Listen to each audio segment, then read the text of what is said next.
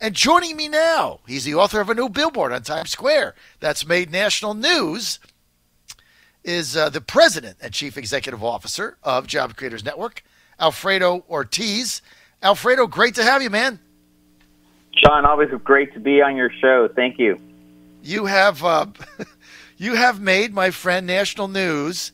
I think I just tweeted this out a little bit earlier, but I want everybody to know that just yesterday, the Job Creators Network put up a billboard in Times Square, and it says, let me just read it to you. It says, on the top it says, Amazon pullout. And then it says 25,000 lost New York City jobs, $4 billion in lost wages, $12 billion in lost economic activity for New York City. And then it says in big bold letters, thanks for nothing, AOC. And this has made national news headlines. Alfredo, how'd you guys come up with the idea? Well, John, we were pretty frustrated and quite frankly dumbfounded by the whole action and, the comments that were coming out of AOC. And frankly, her spike in the football after the decision that Amazon said, we're just going to pull out of the city. They obviously don't want it. I think for us to say, this is exactly what we've been talking about in terms of the onslaught of socialism and the growing kind of trending and popularity of this idea of socialism. But we wanted to point out is that socialism takes, but capitalism creates. And what socialism did for New York at this point, it stole 25,000 jobs from potential hardworking New Yorkers here. With that impact of $4 billion in wages, $12 billion in lost economic activity. And when you even look at the math, I'm not a math major, but I'll tell you, when you look at the math, and I saw some clarity from Cuomo come on this, they were expected to bring in, over 25 years, $30 billion in tax revenues with this deal. It was going to cost them, let's say, $3 billion to do that over that same time frame. Let's see, 30 minus 3, 27. John, that sounds like a good deal to me, right? Yeah, you're plus $27 billion. I think that's a good deal. I'm sorry? I said you're plus $27 billion. I think that's a good deal. Right, exactly, right. And when you think about it and take a step back, you had the two chief executives of the state and of the city, Cuomo and de Blasio, that worked together, worked hard for this deal to bring it to the citizens. And what's funny is even, Alexandria Ocasio-Cortez doesn't even represent that district. She represents the district one over. Carolyn Maloney, who actually represents the district, came on a CNN interview completely dumbfounded and frustrated. She said, it used to be that we would protest wars. Now we're protesting jobs. She goes, my residents, the people who live in my district wanted those jobs. And Amazon quoted a number, it was like 70% in the survey said New Yorkers wanted these jobs. And, quite frankly, I think Alexandria Ocasio-Cortez was so busy with her own agenda, being a politician, that's what she ended up doing. She tanked this deal for the state of New York and for the hardworking residents of Long Island City. I mean, it's incredible that she basically waxed away 25,000 good-paying jobs for people, and to blame, I don't know, de Blasio or whatever the local and state negotiators were. I mean, look, we're in an environment now where companies shop states and locations to bring their jobs and their companies in based on what tax incentives they can get. And so if you don't participate, you don't get it because somebody else will. I mean, that's how Nevada got. That's right. And these were 25,000 jobs. And Carol Maloney said, that was kind of like the minimum. She thought, she was saying that they expected a lot more than 25,000 jobs. Right. But a minimum of 25,000 at 150,000 right average per year. And you know what Alexandria Ocasio-Cortez AOC called that? Scraps. I mean, you have Pelosi calling the wage increases and the bonuses, calling them crumbs, and you got AOC calling $150,000 per year jobs scraps. I mean, I guess the Democratic Party is now the party of crumbs and scraps, I guess. It's really incredible that, and she is applauding this. I mean, she's basically saying, look, I single-handedly destroyed 25,000 good-paying jobs for hardworking New Yorkers just at the minimum. Might have been 30, might have been 35,000, right? It was crazy. She was spiking the football, John. I mean, and that's what got us so frustrated. I mean, how do you spike the football on this, right? I mean, it just makes no sense whatsoever. And John, one of the things I want to focus, because we can talk about the tax incentives and all that can be a whole even separate show, but let's talk about the economic activity that could have happened in the state, right? It was about $12 billion was our estimate. But you know what that economic activity is? That's the pizza guy, the deli guy, the shoe shine, the dry cleaners, right? These were all the associate jobs of small business owners that could have had an opportunity to really expand their business and really, create great expansion opportunity for themselves. And it didn't happen, right, because of this pullout. And that's what we're so frustrated about. As you know, we fight for small business owners across the country. This could have been a great, great opportunity for these small businesses, and it was blown. It's incredible that you get to Congress and the first thing you do is destroy $25,000 jobs and get a company to not relocate to your area so they can go somewhere else. I mean, those jobs exist, right? They're going somewhere, but now they're not going to New York City. They're going somewhere. You know, I live in Southeast Virginia. Virginia got a bunch of them in Northern Virginia, and basically Virginia's attitude is, hey, just get a second facility in Virginia Beach. I mean, we're all good to go. Right. Well, we'll give you whatever you want. We want the jobs. And it looks like some of them, and it looks like some of them, John, are going to go to Tennessee. My goodness, you even have across the way from New York and New Jersey, you've got Cory Booker going, wait, hold on, Amazon, give me the job. We want the jobs in New Jersey. In New Jersey. I mean, it's crazy. I think it's unbelievable, John. Alfredo Ortiz, President, CEO, Job Creators Network. Go to taxcutswork.com. Alfredo, I know Representative Karen Maloney.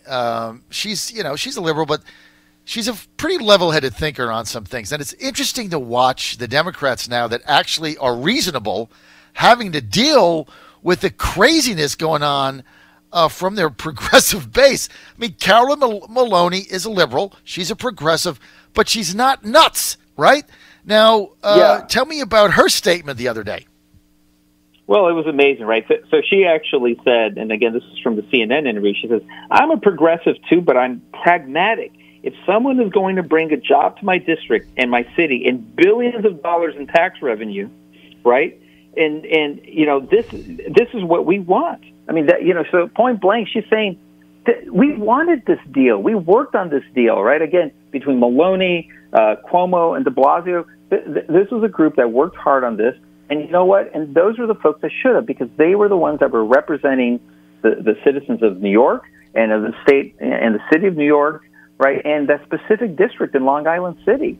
And they had a great deal, and they should have been congratulated for working a great deal on. And again, people are like, oh, the tax incentives and stuff. And frankly, I think, unfortunately, AOC had this misunderstanding, I think, that there was actually a pool of money of $3 billion and that they were literally writing Amazon a check instead of this idea of incentives. I mean, no true understanding of what incentives work and how they actually work to attract business. I know, and let me just read you something that Maloney said. Carolyn Maloney, now she was a former city council person of New York, so she gets it, right? I mean, you can't be on city council. You have to represent your constituents. You got to have jobs in order for the city to function. And Maloney said, look, it would have been many more than 25,000 jobs. That was just a start. She said many of these jobs were paying $150,000, she said. Right. She goes on to say, just get this, Alfredo. She says, there were promises for a new school, and as a former teacher, I was intrigued with their plans to have a curriculum in 30 different schools supported by Amazon and high tech. We should be really diversifying our base of taxes, our base of businesses. We are too dependent on financial services. This now impacts education, schooling, jobs, the type of people who come in, and economic activity in the area. All New Yorkers, she said, are hurt by them not coming here. I mean, why don't they just go to this lady and say, excuse me, you're nuts. We want our jobs back. Why do they let AOC dominate the conversation and drive out a company? This is insanity. John, it's a good question. I really don't understand. I mean, it's really residents of Long Island City of New York should be outraged. Again, Amazon points, their own polling is like 70% of folks, wanted it. Even most recently, I think that number was in the 60% range, even with all the negative publicity that AOC was putting against it, right? But again, this was a good deal that Cuomo and de Blasio and Maloney, they all worked together to try to make this deal. And frankly, it was like a time of congratulations. And instead it got, whisked away by AOC. And that's why we put up the board, because I think the truth had to come out. It's a great billboard. Here's what, this is another classic line from Maloney. She says, normally, if you don't like something, you negotiate around the edges of the contract, try to change some things you don't like. She said they just said, we don't want it, and started demonstrating against it. AOC led the demonstrations, and it's about jobs. She said, I've never seen anything like this. De Blasio, the mayor, says, look, I'll put my progressive roots up against anybody in the world, he said, but I'll also take on any progressive anywhere that thinks it's a good idea to lose jobs. I mean, what world do these people live in, Alfredo? Well, and that's the thing. I mean, you and I, we've talked about this before on the show. I mean, we're both, you're a current small business owner. I had my small business before I joined on Job Creators Network. I worked corporate America, right? But I also had a dream. Right, and that's the beauty of this country, this idea of an American dream. If you work really hard, you can achieve something. I put everything on the line for my dream, right? Our founder, Bernie Marcus, because, frankly, I now saw kind of her response this morning, attacking, for example, our founder, Bernie Marcus. Not Bernie Sanders, Bernie Marcus, founder of Home Depot.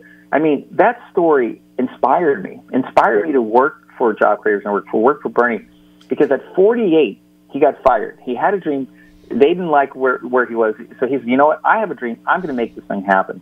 So at 48 broke, right? He went out there and started Home Depot a few years later at 52 with 2 stores in Atlanta. 2 stores. He was a small business owner, just like you, just like I was, right? And he had that vision. And today, Home Depot employs over 400,000 hardworking Americans, right? And it's probably one of the most philanthropic organizations out there, as well as our founder, Bernie Marcus. And I could be more proud and blessed to be working and leading this organization. But that's what capitalism does. It goes back to this idea that socialism takes, but capitalism creates. And that's what we're trying to focus on. Is capitalism is not a bad word, right? It does create incredible opportunities for everyone in this country. That's why people are trying to come here to our country, right? I mean, that's why. You're on the John Frederick Radio Network, trucking the truth across America. I'm your Godzilla of the Truth. We're with Alfredo Ortiz. He is the president and CEO of the Job Creators Network. And for more information, go to taxcutswork.com, taxcutswork.com. Okay, another big lie that the lying fake news legacy media is putting out there is, oh my God, panic. People are getting lower tax refunds this year under the Trump tax cut than they got last year. Therefore, the tax cut is for the rich, right? Because their other big lie that the tax cut was not helping middle-class people is about to be exposed as people do the comparative tables and find out what they've saved. I just did mine. I saved a fortune, and as a result, we've hired another person. I mean, that's the way the economy works, right? But now, okay, the reason why you're paying less taxes but get a less refund is because you got more money for 52 weeks in your paycheck, because part of the tax law was reducing the withholding tables. So rather than the government hold your money for a year, you get it every week. You get it in the reduced taxes taken out. So then obviously your refund is going to be less, even though your total tax bite is less. Alfredo, when do the lies of the legacy fake news media on this tax cut, when do they stop? John, I just don't see them stopping. And that's why we need more of what you're doing on your show. We need to have more voices out there. That's what we're doing at Job Creators Network. And our small business owners, right, we've given a megaphone to our small business owners because they tell the truth, right? They tell the true stories of what's going on there. And it's amazing, right, when you hear these stories of what's going on, the positive aspects of what's going on, it's amazing. But, again, you never hear about it. Right, you never hear about it. I mean, if you even look back at the end of last year, you would have thought that we were sliding into this mass recession, right? And we weren't, right? But again, you had the media basically making this country think that it was actually having, difficulties, that we were running into issues.